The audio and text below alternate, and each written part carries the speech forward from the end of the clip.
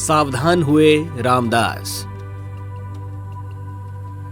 समर्थ गुरु रामदास 1608 से 1692 के रूप में विख्यात हुई इस विभूति ने पंचवटी में 12 वर्ष तक गायत्री साधना की। साधना के बाद वे तीर्थाटन के लिए निकल गए। देश समाज की समस्याओं और उस समय की परिस्थितियों को समझा और महाराष्ट्र वापस लौट आए। वहां उन्होंने शरीर, मन और आत्मा तीनों दृष्टि से बलवान युवकों को संगठित करने की योजना बनाई, उसे कार्यान्वित किया।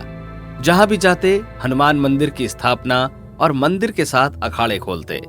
इनमें किशोर और युवकों को व्यायाम करने, कुश्ती लड़ने, मल्ल युद्ध करने और हथियार चलाने का अभ्यास कराया जाता। उन अखाड़ों की परंपरा देश में आज भी अवशिष्ट है। लोग उन्हें रामदासी अखाड़ों के रूप में जानते हैं। एक दृश्य में समर्थ रामदास सन्यास वेश में अपनी मां से मिलने जाते हैं। विवाह मंडप से उठकर भागे थे, तब से मां ने रो रो कर अपना बुरा हाल कर लिया था। आंखों की रोशनी जाती रही। कोई भी प्रसंग उठता तो अपने लाडले को याद करती। साधना और तीर्थाटन से लौटने के तुरंत बाद समर्थ रामदास ने मां को ढूंढा, उनके चरणों में प्रणाम किया। मां ने आहट से ही पहचान लिया कि बेटा आया है। समर्थ पुत्र के सिर पर स्नेह से हाथ फेरा और मां देखने लगी। बेटा दिखाई देने लगा। पुलकित होकर मां ने कहा, लगता है कि बेटा तूने कोई भूत सिद्ध कर लिया है। उसी के जोर से तुमने मेरी आंखों की ज्योति वापस ला दी। बता तो सही, कौन है वह भूत? समर्थ रामदास मां का आशीर्वाद पाकर निकल पड़े। साधु सन्यासियों और गृहस्थों को संगठित करने में लगे। उनके मार्गदर्शन में जिन शूरवीरों ने स्वतंत्रता और राष्ट्र के गौरव की पुनर्स्थापना के लिए संघर्ष छेड़ा था, उनमें छत्रपति शिवाजी का नाम सबसे ऊपर है।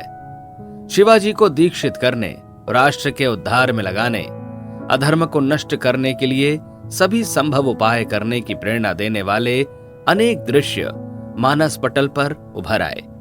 एक दृश्य में वे शिवाजी के पास भिक्षा मांगने गए। छत्रपति उस समय साम्राज्य की स्थापना कर चुके थे।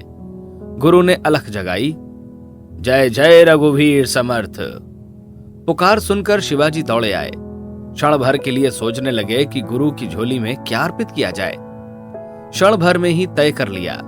कागज कलम उठाकर संकल्प पत्र लिखा और कहा कि पूरा राज्य आज से आपका, आप ही शासन कीजिए। यह कहकर संकल्प ग्रहण कर लिया। गुरु ने कहा, हाँ, आज से ये राज्य मेरा ही है।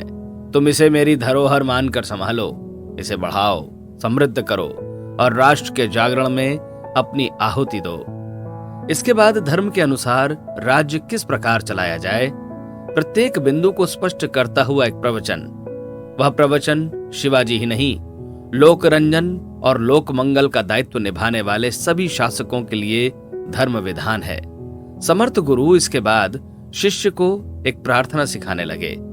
इस प्रार्थना में सभी देवों को नमस्कार किया गया है और उसमें निहित अद्वैत तत्व का स्मरण भी। यह प्रार्थना समर्थ रामदास की कृति दास बोध में भी है। प्रार्थना के स्वर उस दृश्य में गूंज रहे थे जैसे श्री राम स्वयं ही गा रहे हैं। हे गजवंदन, तुम्हें प्रणाम है। तुम्हारी महिमा का कोई पार नहीं है। तुम ही सबको विद्या और बुद्धि देते हो। भगवती सरस्वती को प्रणाम है। तुम ही से वाणी की स्फुरणा होती है।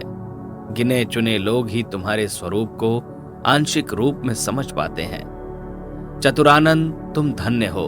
तुम ही ने सृष्टि की रचना की और समस्त शास्त्र प्रकट किए। हे विष्णु, तुम धन्य हो। तुम सबका पालन करते हो। शिव को प्रणाम है जो निरंतर राम नाम का जप करते हैं। तुम्हारी देन का अंत नहीं है। हे इंद्रदेव, तुम धन्य हो। तुम धर्म अधर्म सब जानते हो। मुझे भी उसे मानने समझने की शक्ति दो। हे परम बलवान हनुमान, तुम धन्य हो। हमें भी बल के उपासक बनाओ। क्षेत्रपाल, तुमने बहुत से लोगों को मुक्ति मार्ग पर प्रेरित किया है। हे पांडुरंग, तुम्हारे यहाँ सदा भगवत कथा की धूम मची रहती है। राम कृष्ण आदि अवतारों की महिमा अपार ही है।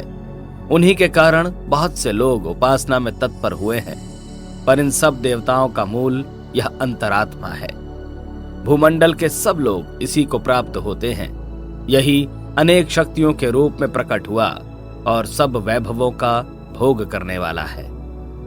प्रार्थना लंबी है, उसमें अपने भीतर निहित और बाहर जगत में व्याप्त विविध शक्ति रूपों के आध्यात्मिक पक्ष को संबोधित किया गया है।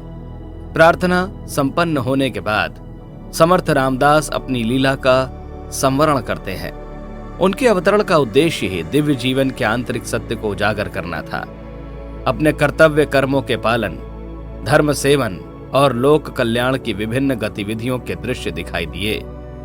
लीला संवरण का संदेश जगत में धर्म की प्रतिष्ठा है, सशक्त धर्म की, सशक्त प्रतिष्ठा की। स्मृति की परतें पलटी हैं। नया दृश्य कलकत्ता के आसपास का है। समय 19वीं शताब्दी के ठीक पूर्वार्ध का था। श्री राम इन अनुभूतियों के समय जिस वयस में थे वही उम्र तब रही होगी। दक्षिणेश्वर मंदिर में अपने बड़े भाई के साथ आकर ठहरा एक किशोर, नाम रामकृष्ण। मंदिर काली का था और रानी रासमणि ने बनाया था, जो जाति से कैवर्त थी। यह जाति निम्न कोटि की समझी जाती थी। श्रद्धा भक्ति से सराबोर हृदय होते हुए भी रानी को अपने समय के श्रेष्ठी वर्ग की प्रताड़ना सहना पड़ी थी। लोगों ने उनके मंदिर का विरोध किया, कहा कि इस मंदिर में न काली की प्रतिष्ठा हो सकती है और न ही पूजा। विद्वानों और पंडितों के विरोध के कारण किसी ने पूजा का दायित्व स्वीकार नहीं किया।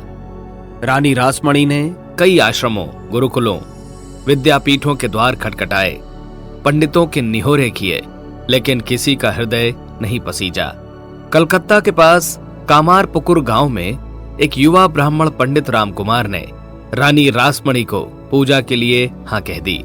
इसके लिए उन्हें अपने बंधु बांधवों का भारी विरोध सहना पड़ा।